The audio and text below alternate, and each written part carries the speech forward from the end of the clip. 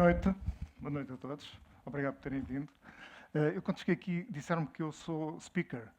Como vocês sabem, o speaker é a designação que dão ao presidente do Parlamento inglês. Mas eu prometo que não vou gritar order, ok?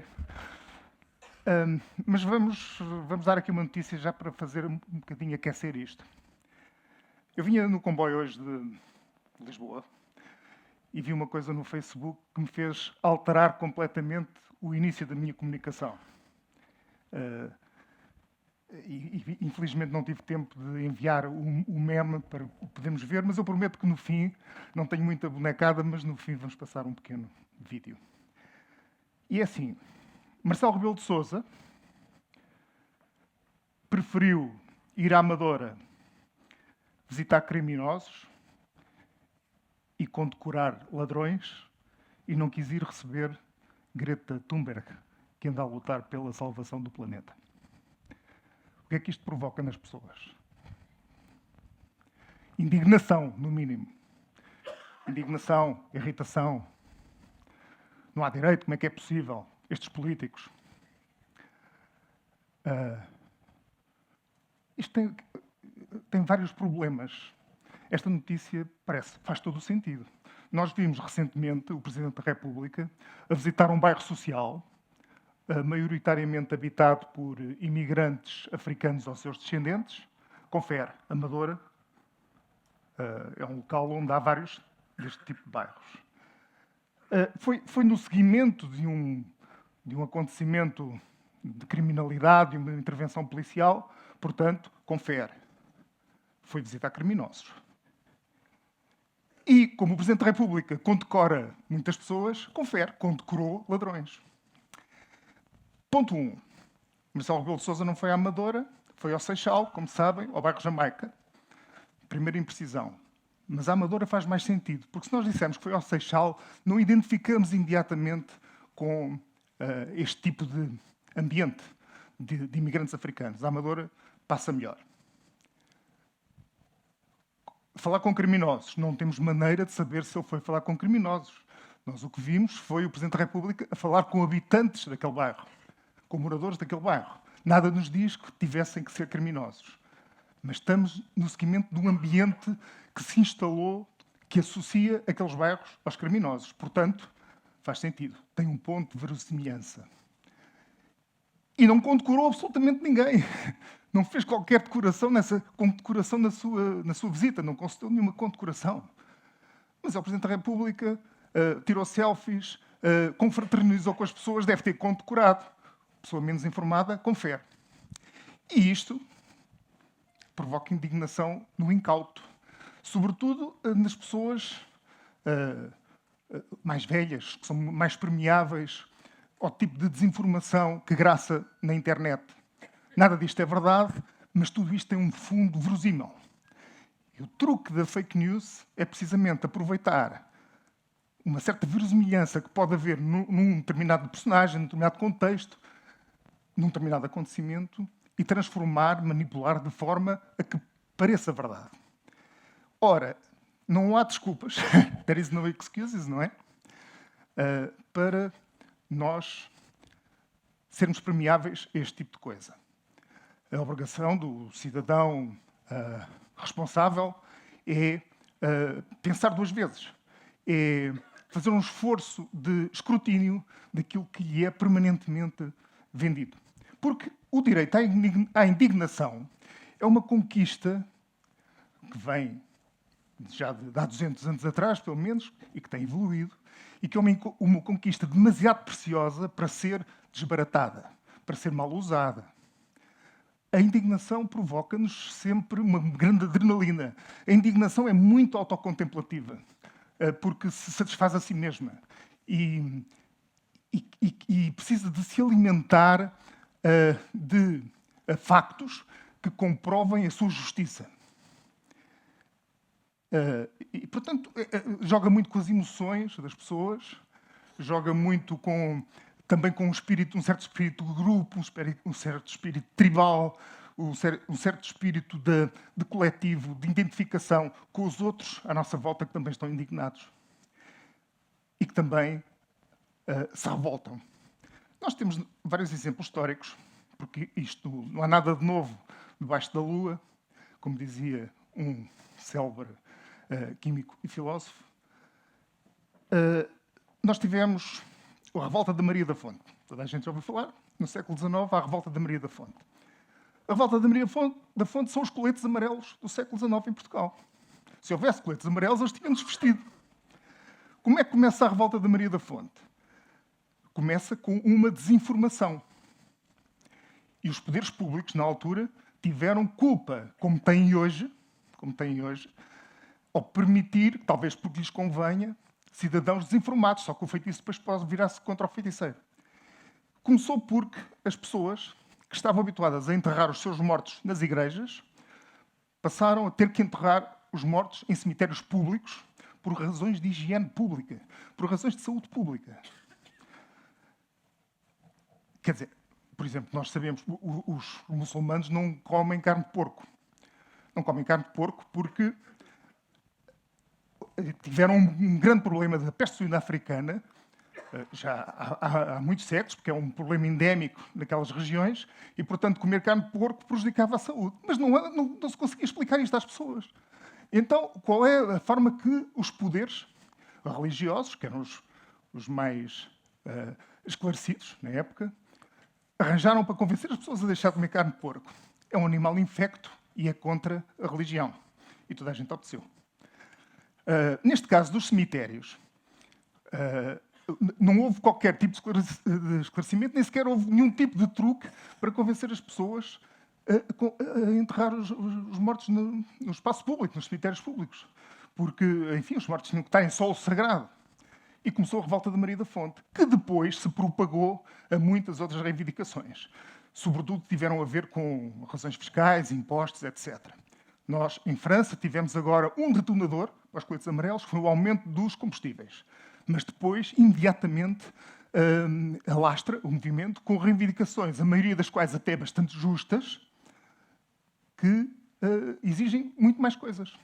A nível de impostos, a nível da segurança social, a nível da saúde, todos aqueles problemas que nos afligem. Mas a indignação, a revolta a predisposição das pessoas e dos cidadãos para estarem cada vez menos satisfeitos com a situação que os rodeia, sobretudo num contexto em que a Europa regride em termos de poder económico, em termos de bem-estar, em que se sente ameaçada pela invasão dos tais refugiados. Portanto, todo esse contexto dá uma oportunidade a poderes que nós não sabemos bem quais são. E quais serão esses poderes? Fala-se muito na Rússia. E os políticos portugueses e europeus deviam ler mais os clássicos e deviam conhecer melhor a história. A Rússia é um grande país que precisa de um espaço vital. E quando o espaço vital é o espaço que não se limita às fronteiras, mas uma zona de segurança para lá das suas fronteiras, e sempre foi assim, desde o tempo dos czares.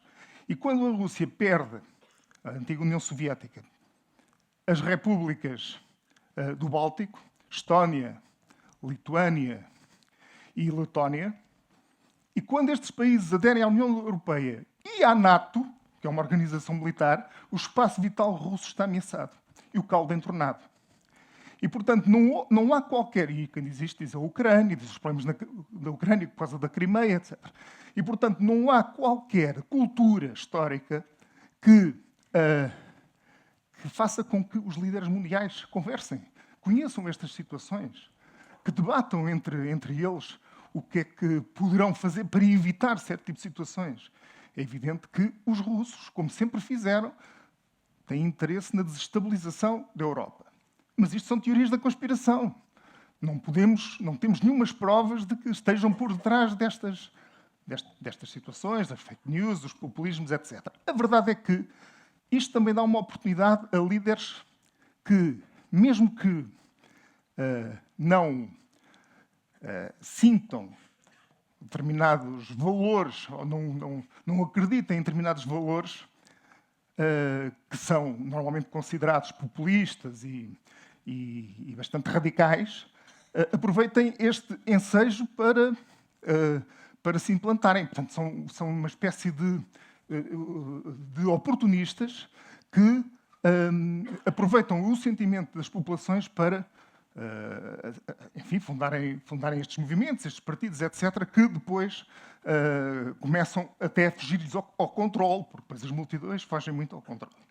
Qual é que é a situação em Portugal? A situação em Portugal é que nós temos assistido a uma política cada vez mais radicalizada, mais extremada, pessoas cada vez mais zangadas. Estamos a falar das pessoas e estamos a falar dos políticos. Estamos a falar das cenas no Parlamento, cenas de crispação, de ataques pessoais. O professor Freitas do Amaral, que eu entrevistei pouco antes de morrer, deu-me uma explicação para este aumento de crispação na política portuguesa. E uma explicação que faz algum sentido, que é, enquanto que a seguir ao 25 de Abril e nos anos 70, os partidos tinham bases ideológicas muito definidas e diferenciadas entre eles, à medida que a democracia foi avançando, essas diferenças foram-se esbatendo. De tal modo que até vimos recentemente o líder do Bloco de Esquerda a considerar-se social-democrata. Portanto, todas as diferenças foram-se esbatendo. A própria adesão à União Europeia fez com que haja uma partilha de soberania que nos leva a uniformizar bastante as políticas. E a maneira de se diferenciarem entre eles e de regimentarem as suas tribos e as suas tropas é partirem para outro tipo de debate. O ataque, o extremar de posições, as guerrilhas institucionais, etc.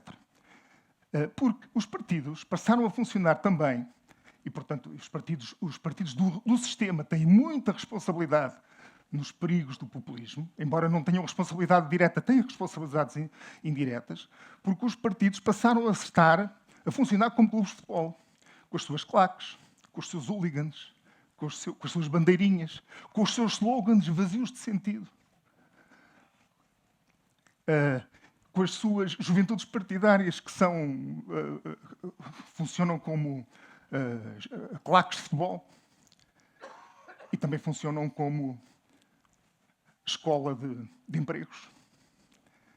E isso começou a ser interiorizado pela população como uma atitude de rejeição da política, rejeição dos políticos, rejeição dos partidos.